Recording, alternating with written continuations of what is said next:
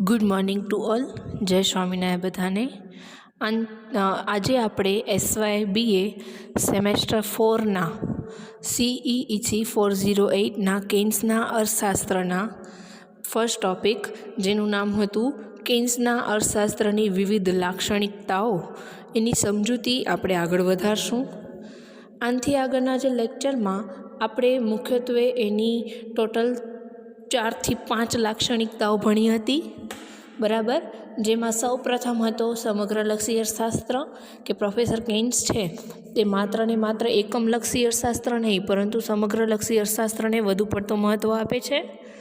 બીજી લાક્ષણિકતા હતી ટૂંકા ગાળાનું અર્થશાસ્ત્ર, કે જેમાં પ્રોફેસર કેન્સ કહે છે કે લાંબા ગાળે દરેક વ્યક્તિ મૃત્યુ પામવાના છે અને એટલા જ માટે આપણે ટૂંકા ગાળાને મહત્ત્વ આપી અને હાલની જે સમસ્યાઓ છે એને ધ્યાનમાં રાખીને જ આપણા અર્થશાસ્ત્રના વિચારો આપણે રજૂ કરવા જોઈએ. અને એટલા જ માટે પ્રોફેસર હેરિસ આ ટૂંકા ગાળાનો જે અર્થશાસ્ત્ર એને રજૂ કર્યો છે એને એક ક્રાંતિ તરીકે પોતાના અર્થશાસ્ત્રમાં એ જુએ છે.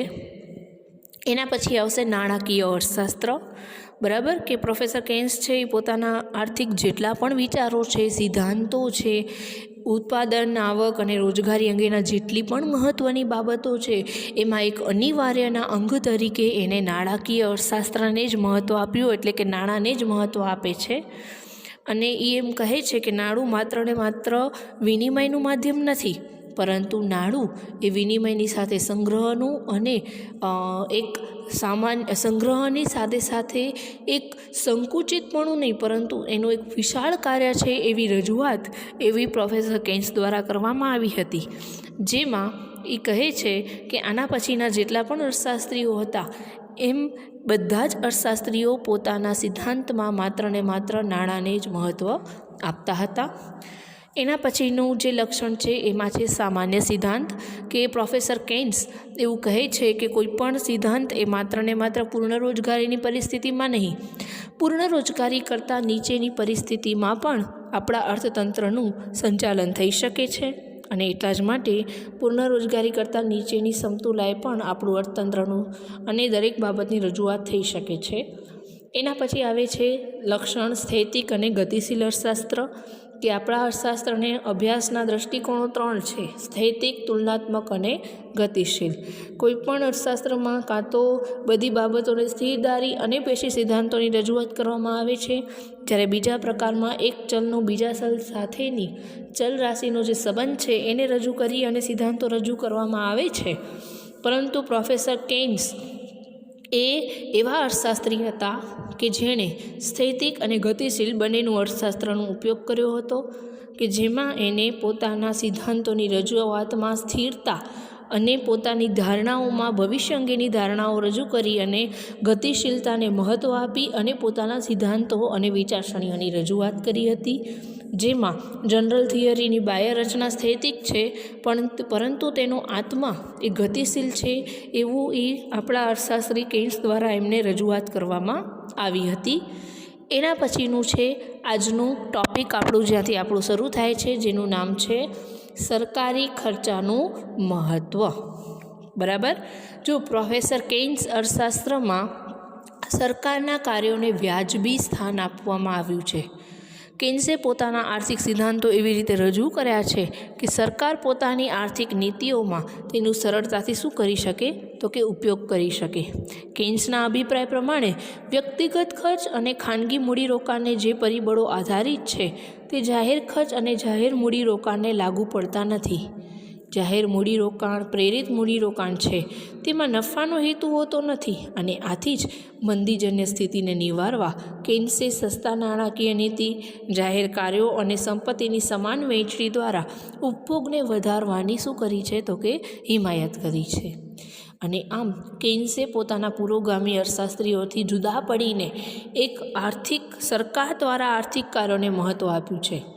એટલે કે કેન્સ મૂડીવાદી અર્થવ્યવસ્થામાં મૂડીરોકાણમાં આવતા અવરોધાથી વધતી બેરોજગારીના ભય સામે ચેતવણી આપી છે અને આર્થિક સ્થિરતાને જાળવવા ખાનગી મૂડીરોકાણના પૂરક તરીકે સરકાર દ્વારા મૂડીરોકાણના ખર્ચની જરૂરિયાત ઉપર ભાર મૂક્યો છે. અને અહીં કેન્સના વિચારો સૈદ્ધાંતિક કરતાં વ્યવહારિક વધુ છે અને છેલ્લા વર્ષોમાં સરકારી નીતિઓ પર આવો જબરદસ્ત પ્રભાવ પાડનાર કેન્સ જેવો અર્થશાસ્ત્રી કોઈ થયો જ નથી. ટૂંકમાં પ્રોફેસર કેન્સ કહે છે કે ખાનગી મૂડીરોકાણના પૂરક રૂપ તરીકે સરકાર દ્વારા જે જાહેર ખર્ચાઓ કરવામાં આવે છે એના ઉપર વધુને વધુ ભાર મૂકવો જોઈએ, જેથી કરી સરકારની નીતિઓ એ આપણા અર્થતંત્ર ઉપર વધુ પડતો પ્રભાવ પાડી શકે અને આપણા અર્થતંત્રનું સંચાલન બહુ વ્યવસ્થિત રીતે થઈ શકે. એના માટે સરકાર જેવા એટલે કે કેન્સ જેવા અર્થશાસ્ત્રી હજી સુધી કોઈ પણ નોંધવામાં આવ્યા નથી. એના પછી છે મૂડીરોકાણનું મહત્ત્વ, કે મૂડીરોકાણ ખર્ચને મહત્ત્વ એ પણ કેન્સના સિદ્ધાંતનું એક વિશિષ્ટ લક્ષણ છે. રોજગારીના સિદ્ધાંતમાં ઉપભોગ અને મૂડીરોકાણ એ બે મહત્ત્વના અંગો છે. ઉપભોગ ટૂંકા ગાળામાં સ્થિર રહેતો હોવાથી જો રોજગારીમાં વધારો કરવો હોય ને તો મૂડીરોકાણના ખર્ચમાં વધારો કરવો અનિવાર્ય બને છે. અહીં મૂડીરોકાણ વાસ્તવિક અર્થમાં એટલે કે નવા મકાનો, કારખાના, વાહન વ્યવહારની સગવડોમાં વધારો વગેરે અર્થમાં લેવાનું છે, અને જેથી રોજગારીમાં વધારો કરી શકાય. અહીં મૂડીરોકાણ રોજગારી માટેનું નિર્ણાયક પરિબળ છે. મૂડીરોકાણમાં વધારો ઘટાડો રોજગારીમાં પણ વધારો ઘટાડો લાવે છે, અને આમ રોજગારીના નિયંત્રણ માટે મૂડીરોકાણ ઉપર નિયંત્રણ મૂકવું જરૂરી છે. પ્રોફેસર કેન્સ એવું કહે છે કે મૂડીરોકાણનો જે ખર્ચ છે એ કેન્સના સિદ્ધાંતનું આગવું લક્ષણ છે.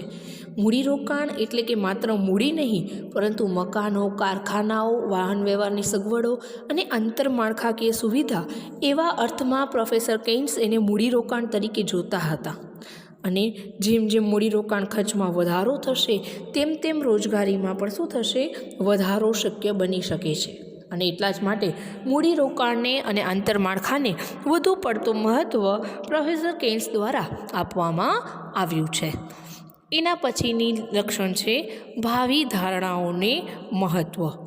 કેન્સના અર્થશાસ્ત્રમાં ભાવિ ધારણાઓ આગવું સ્થાન ધરાવે છે.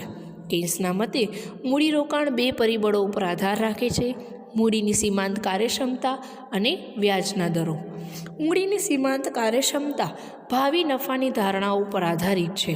કોઈ નવું કારખાનું સ્થાપવું કે નહીં તેનો આધાર ભવિષ્યમાં તે કેટલો નફો મેળવી આપે તેના ઉપર રહેલું છે, પણ ભવિષ્ય કેવું છે, અનિશ્ચિત છે, અને આ અનિશ્ચિતતા નિયોજક માટે નિર્ણય લેવામાં અવરોધરૂપ બને છે. અહીં ભવિષ્યને ધારણાઓના આધારે નિર્ણય લેવામાં આવે છે. આ ધારણાઓમાં આવતા પરિવર્તનો મૂડીરોકાણ અને રોજગારીમાં પરિવર્તન લઈ આવે છે. સટ્ટા માટે રોકડ પસંદગી પાછળ પણ આવી ધારણાઓ કામ કરતી હોય છે. તેનો પ્રભાવ વ્યાજના દરો ઉપર પડે છે, અને આમ કેન્સિયન સિદ્ધાંતમાં મૂડીરોકાણ અને રોજગારીનું પ્રમાણ નક્કી કરવામાં ભાવિ ધારણાઓ જ વિશેષ ભાગ ભજવે છે. બરાબર. પ્રોફેસર કેન્સ એવું કહે છે કે આપણા અર્થતંત્ર ઉપર, આપણા મૂડીરોકાણ ઉપર બે પરિબળો અસર કરે છે. એક તો મૂડીનું તમે કેટલા પ્રમાણમાં ઉપયોગ કરો છો, અને બીજું વ્યાજના દરો કેટલા પ્રમાણમાં રહેલા છે. આ બંને વસ્તુ ભાવિ ધારણા ઉપર આધારિત હોય છે. કોઈ પણ નિયોજક જ્યારે નિર્ણય લે છે ત્યારે એ ભવિષ્ય અંગે સતત જોખમમાં અને અનિશ્ચિત હોય છે, અને એની ધારણાઓ જેટલી અનિશ્ચિત હોય છે એટલું જ એનું મૂડીરોકાણનું પ્રમાણ કેવું હોય છે, નીચું રહે છે.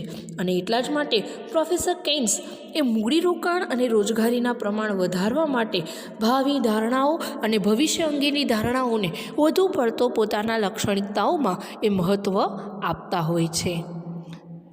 એના પછીની લાક્ષણિકતા છે સંસ્થાગત તથા મનોવૈજ્ઞાનિક તત્વોની પ્રધાનતા.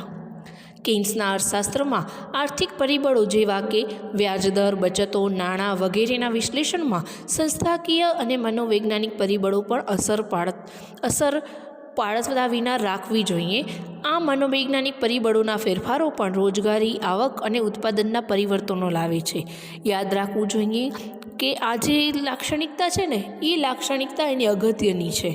આ બાબત આગળ જતાં તમને મહત્ત્વની સાબિત થશે કે પ્રોફેસર કેન્સે મનોવૈજ્ઞાનિક પરિબળોને પ્રાધાન્યતા આપી છે, કે આપણા અર્થતંત્ર ઉપર માત્ર સંસ્થાઓ અસર નથી કરતી, પરંતુ સંસ્થાઓની જે વિચારસરણીઓ છે અને એના દ્વારા જે પરિવર્તન આવે છે ને, એ પણ આપણા અર્થતંત્ર ઉપર અસર કરે છે. અને પ્રોફેસર કેન્સ માનસિક બાબતોને પણ શું આપે છે, મહત્ત્વ આપે છે. એના પછીની લાક્ષણિકતા છે મૂડીવાદમાં સુધારાનો હેતુ, કે કેન્સના અર્થશાસ્ત્રનો હેતુ મૂડીવાદમાં સુધારો કરવાનો છે. કેન્સના મતે મૂડીવાદ એક ઉત્તમ આર્થિક પદ્ધતિ છે, ફક્ત તેમાં કેટલાક સુધારા કરવાની જરૂર છે. તે સમાજવાદીઓની જેમ મૂડીવાદી સંસ્થાઓનો નાશ કરવાના પક્ષમાં નથી, પણ મૂડીવાદમાં સુધારો કરી એને વધુને વધુ સક્રિય અને સ્વીકાર્ય બનાવવાથી આર્થિક સમસ્યાના ઉકેલ માટે મૂડીવાદ એ ખૂબ જ અગત્યનું કામ કરે છે. પ્રોફેસર કેન્સ કહે છે કે સરકારનું જેટલું મહત્ત્વ છે ને એટલું ને એટલું આપણા અર્થતંત્રમાં મૂડીવાદનું મહત્ત્વ છે. એ સમાજવાદની સાથે સાથે મૂડીવાદને પણ મહત્ત્વ આપે છે અને મૂડીવાદમાં સુધારો કરવાની એ રજૂઆત કરે છે કે મૂડીવાદ હંમેશા સક્રિય હોવું જોઈએ અને મૂડીવાદ હંમેશા સુધારાદાયક હોવું જોઈએ. જો એવું હશે ને આપણા અર્થતંત્રનો મૂડીવાદ, તો એ આપણા અર્થતંત્ર માટે અને આપણા વ્યવસ્થા માટે ખૂબ જ અગત્યનું કામ કરે છે. એના પછીની લાક્ષણિકતા છે આવકનો ચક્રાકાર પ્રવાહ.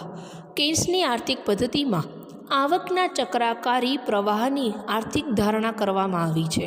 એમાં આવકનો પ્રવાહ તો જ સતત ચાલુ રાખી શકાય કે જો બધી આવક પૂરેપૂરી ખર્ચવામાં આવે. અહીં આવક અને ખર્ચની સમાનતાની ધારણાને અભિપ્રેત છે.